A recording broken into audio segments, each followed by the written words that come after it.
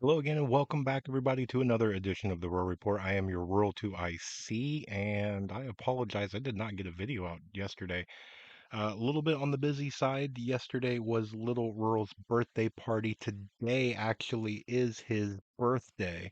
So let me go ahead and put up a happy birthday to him. So happy birthday, little man, to a good year for you, for a happy fifth birthday from Dad. And I love you, buddy, and uh, hope you had a really, really great birthday. So, anybody, if you could drop down a happy birthday down in the comments for him, it'll be a great way for him to be able to see because he can definitely read happy birthday. So, I appreciate anybody that does that. And now, here we are back. So, uh, I didn't even know if I was going to get a video out today. Give me 30 seconds here, but I was up about 5 a.m. this morning getting ready for work, did my entire work day, got home about 4 o'clock or so this afternoon. Got stopped by a neighbor and ended up putting on a front bumper and a quarter fender. Finished that up and then had another neighbor had a plumbing issue and so had to climb up under the house and get them all fixed. And there was some random different things that Rural had to get done today. And so Rural is tired and sore. And yeah, so but here we are. Let's go ahead and get a video out.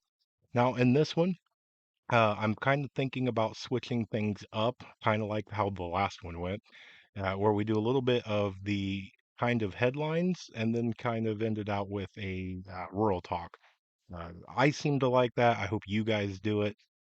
So we will see how that goes. Now I'm going to change this one up slightly as well because I'm going to start out in the US and then we're going to branch out. So if I pull up my notes here, so I did see in one of the headlines there was 8 killed as well as another undisclosed number injured in a mass shooting in Chicago. And then it looks like the pro Palestine, anti Israeli protesters are out in full force. Now, let me get this out of the way, but I want you to keep this in mind as we go throughout this entire video. So, it looks like as of today, they blocked the entrance to the O'Hare Airport in Chicago. This made it to where people either missed their flight or they had to basically vacate their vehicle and walk to their gate. There's plenty of pictures and videos out on that. Next, they also shut down the entrance to Tacoma International Airport over in Seattle, Washington, basically doing the same exact thing. Looks like the same kind of protesters shut down the both directions of the Brooklyn Bridge inside of New York. Didn't stop there, so they did one more, and they shut down both lanes of travel at the Golden Gate Bridge in California. Okay, that's all today. Now, keep this in mind. This is starting to get coordinated. We've seen this before in past years, and this is four kind of big things that they went out and stopped and got a little bit of attention, things like that. And so, here we are. And keep this in mind of what this is. So keep those four things in your mind for just a minute.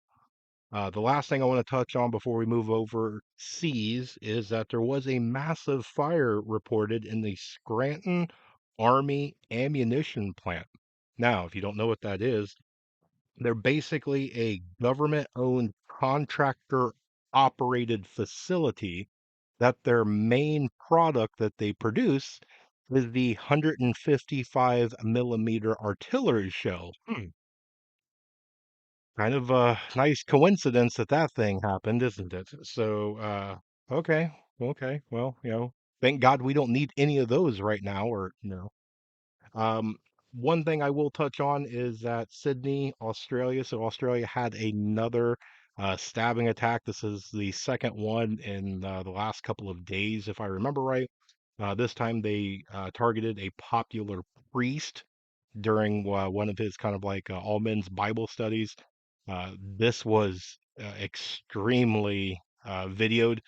You can actually see the entire uncensored attack happen. It's not pretty, but it looks like there's no life-threatening injuries. I don't know how if you've seen that video. It's pretty gruesome, but I will spare you the details. Now, Let's jump into what's going on over in the Middle East, okay? And I know, there's plenty of people talking about it. If this is not your cup of tea, if you don't want to hear any more about it, here's your fair warning that it's been fun, but this is where this video is heading. So let's take a look at what the Pentagon released. So after the Iranian response, the Pentagon announced that most of Iran's missiles was shot down by the Israelis' Arrow system, and they were shot down over neighboring countries. Okay. I mean, keep that in mind just right there that one, if anything was to happen, here in the United States, where's your local or closest air defense system? Anybody? Okay. Um, and I get it, but it's also in that same thing. Do we have an air defense system? Yeah, we do. They're mainly coastal, so for most of us, like me in Ohio, or most of you in Oklahoma, Missouri, Tennessee, things like that, you probably don't have one because it shouldn't get past the coast. But let's say that there is some to where somebody lobs one, from a direction. Does that mean our air defense systems start popping them off into our neighboring countries like Canada and Mexico? You know, uh, or something else happens to where it's coming in this way, air defense is going like this, and it's missing, missing, missing, missing, then goes this way. I don't know quite how they work. I would assume that they're kind of, some sort of sophisticated guided uh, missile sort of thing, but uh, who knows at this point? Next, as we continue on, they also announced that about 4 to 6 of their missiles were shot down by U.S. Navy destroyers, as well as one was shot down by the Patriot missile system, or air defense system, I should say, that is stationed in Iraq. Now, that I got straight from the Pentagon's released statement from social media. The weird part is if you search on social media, Jordan highly claims that they were heavily involved by putting out pictures celebrating that the princess was up in a fighter jet and took out, I think, 6 or 7 drones herself. So the Pentagon, either denies that or left that out or didn't even know it happened or whatever. Saudi Arabia, from their official site, claims that they were pretty heavily involved, taking out drones and protecting Israel and all that. But the Pentagon seemed to let that one out as well. Kind of odd. British, they were quite in there with saying that their fighter jets were in there right along the U.S. stuff and taking a lot of things out. Pentagon left that one out as well. Next. It looks like the official numbers is that they estimate somewhere in the 170 plus drones were used, 120 plus ballistic missiles were fired, as well as 30 plus cruise missiles. Now, they are saying, at least on this side of the propaganda machine, that 99% of them were successfully shot down. Even I saw a few places reporting that quite a high percentage didn't even launch, that, they failed at launch, which is interesting to say the least. Now, the interesting part, this is where this kind of gets a little bit of my red flags.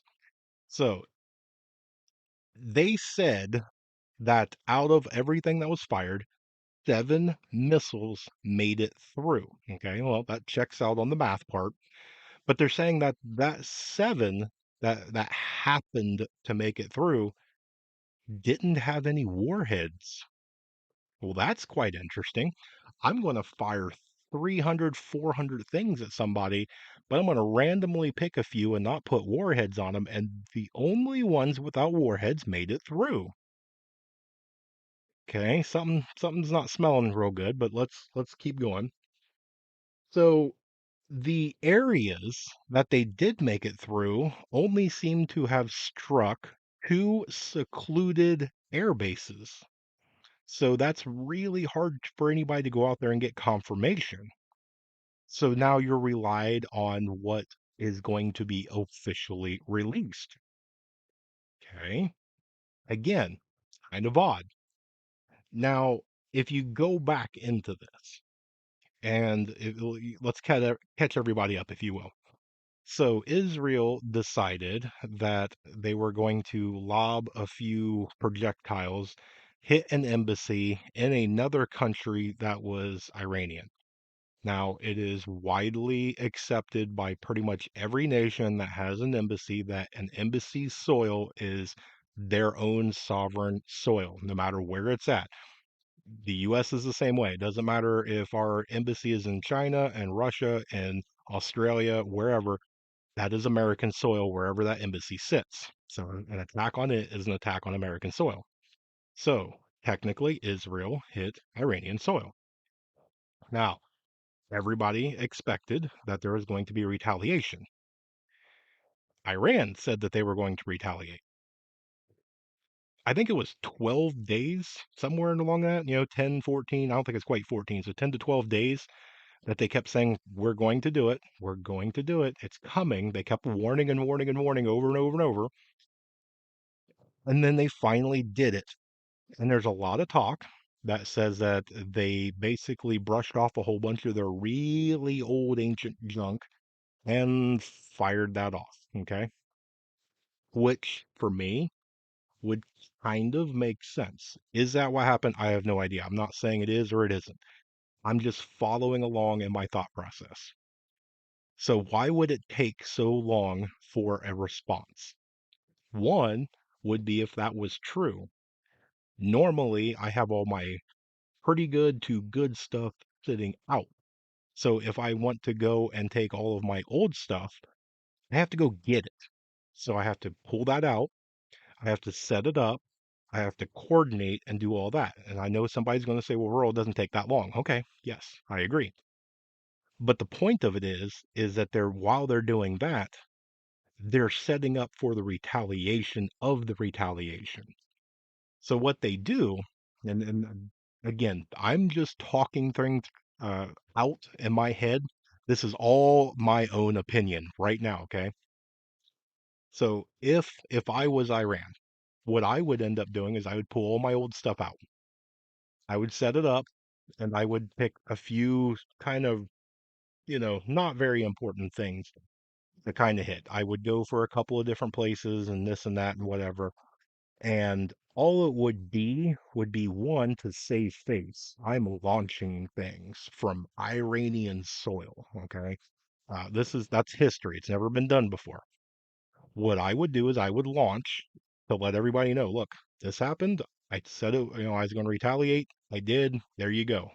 On the world stage, I did exactly what I said I was going to do. So their threats mean a little bit more. Now, what I would do is I would take all my other stuff and I would get it ready and I would learn from my junk that I fired off. What made it through? Where did it make it through? Where was really heavily defended? Where, was not as defended? What did they use? How many shots, of that system? If I launch 100 things over that one area, did they all get shot down? So next time I know I need to send more than 100. It was a very big learning process. But Israel has not responded. They claimed all over the place, all the propaganda machines on both sides claimed all over the place that the response was imminent. It was going to happen. Now, they did this for Iran too. So, are we going to expect the same thing? It's going to be interesting to see one, if they decide to retaliate, and two, how they retaliate. So, the big thing for me is going to be the people that decide to help. Now, Russia has already come out and said that they're going to be sending fighter jets down to Iran to help them in case of a Israeli retaliation strike. So Russia's already committed. China's openly committed. Now, China is going to be a wild card because it's going to be depending on their plans. They're probably not going to want to do a two front war. So are they going to push back plans to go and help Iran? Or are they going to send Iran the little gift package so that way it takes more attention off the US and that gives them a better green light to go after Taiwan? Don't know. There's a lot over there that we can discuss, but we'll save that for a different video. The big thing for me is this feels like a joke. Okay, it's not a laughing matter. I know, probably bad choice of words, but this feels like a really bad PR kind of stunt, if you will. So Israel strikes Iran on a technicality. Iran warns for almost 2 weeks, launches what a lot of people are considering old junk. Only a handful of things make it through. The things that did make it through were basically empty shells that did minor damage that really nobody can verify. Something doesn't set right with me on this whole thing. Okay. This is kind of that whole, if you go back to that Revolutionary War and the way that they fought in really, really old times, everybody wore, the color. I'm red, you're blue, you're whatever. You wore your red coat, for whatever nation. You lined up and you did your thing. I fire, you fire, all that. It was a gentleman's way of doing things. And then we started going, into that guerrilla warfare. And the way things have kind of gone, the way technology has gone, and the advancement of weapon systems, and the way that you can spy and do espionage and plant moles and do different things like that. Everything's advanced. And so the way that war has been fought is advancing. And, we're going to get to that time where, maybe there's not even going to be a human involved in it. We may get to the time to where there's not even technically weapons. By the time that you get into an advanced, maybe sixth generation warfare, it just may all be cyber stuff. You could cripple a nation with a few laptops and going after infrastructure, topple banks, shut down the electrical grid. You can go after water systems. There's all sorts of things that you could do with a handful of people and just a couple of computers. That's just the way it is. You don't have to go out and do all this really hardcore training and do all these ballistic missiles and air defense systems and laser beams from space. So it's definitely going to get very, very interesting very, very quickly. My thing is, it's going to be interesting on what the response is going to be. Now, the big thing would be if this was all real.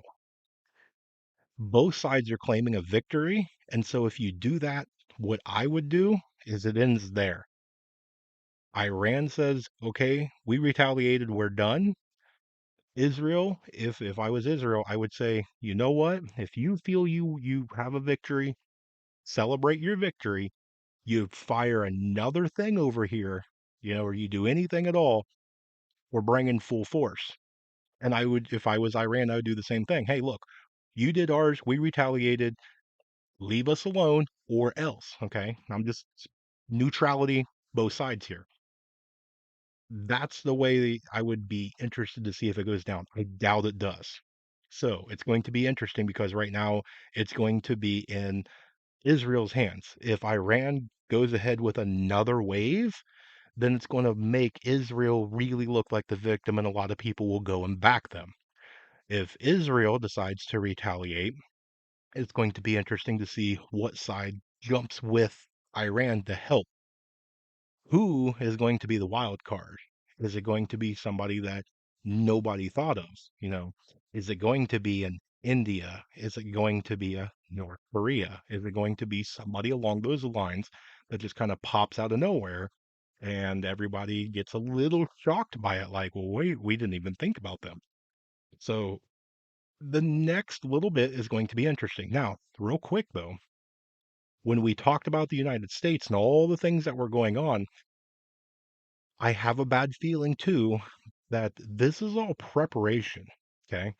They're trying to see what coordinated events that they can get done. If we start now, this is all practice stuff, kind of like how I had the feeling that this was just a practice round for Iran, going, we know Israel is going to do something back to us. We're just getting everything set up so that way when they retaliate and now we can retaliate back, all of our stuff is set up. We're all ready and set. Kind of like how it seems like it's going in the US. It seems to me that all this kind of summer of love vibes that we had a few years ago, it seems like a lot of this playbook is getting brushed off again. And so it might be a really good thing to maybe take a few days, relive some of that, and start to prepare in that manner. The things that are going on in the United States is going to affect you a lot more and more quickly than what's going on overseas. Somebody shutting down a major bridge is going to affect you within, I mean, immediately to within a few days versus what's going to go on overseas. So, it's probably a good thing to look at this. It's probably a good thing to go, all right, if they start doing this again to where they're blocking things and traffic can't get through, that's going to start disrupting supply chains. That's anything that gets delivered. That's food, water, medication, sanitary things, all of that. Gasoline. Now, it's also going to be if the Summer of Love stuff starts happening, if we start getting a Chaz or a chop zone set up, if we start getting looting, rioting, all that fun things starting up again. What did you learn from last time? How close were you when all that stuff was going down? Did it affect you? If it did, then you need to learn from that. If it didn't, consider yourself lucky. But I have a bad feeling that that is going to be expanded. That couple of years ago was practice. That was getting your feet wet. Right now, it feels like they're in the batter's box. They're just warming things up. So we will see. Hopefully, I'm wrong. Okay. I hope I am. I hope that this is the last we're going to hear about that. I very seriously doubt it. So we'll have to wait and see how things go. But I'm trying to keep the videos a little shorter. I see that I'm running a little bit longer. So we're going to go on just that for today. We'll see what tomorrow brings. So if you made it this far in the video, guess what? You rock. I appreciate you spending a little bit of your time with me. I hope you guys had a really, really great day. Again, happy 5th birthday to little man, Mr. Little Rural, the big boy himself. Happy 5th birthday. And with that, I hope you guys have an amazing night. Remember, we still have the Caleb House contest going on. So if you want an entry, remember $1 is all it takes. So go check that video out. If you have no idea what I'm talking about, it's well worth it. And God bless each and every one of you guys. And stay tuned because there's definitely more information to come. And above all else, remember to remain united because we're all prepping in this together.